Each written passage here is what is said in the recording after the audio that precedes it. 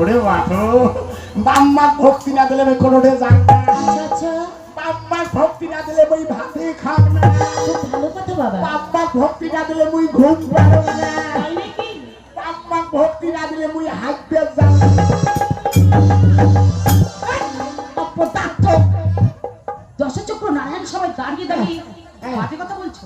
নারিয়ান এমন মারবো না, হ্যাঁ মারতে মারতে এখান থেকে বের এই করে যে দেবো। নারিয়ান কথাটা না কন্ত এই যে কথার মধ্যে কথা সারা রাত তোমার সাথে কথা মোর কথা ভুলবে বাবার না মুই গ্যারান্টি দিই। কেন এই নারিয়ানের কথা কইলে কেন? মুই একটা কথা তাহলে তোমার প্রশ্ন করব। কি?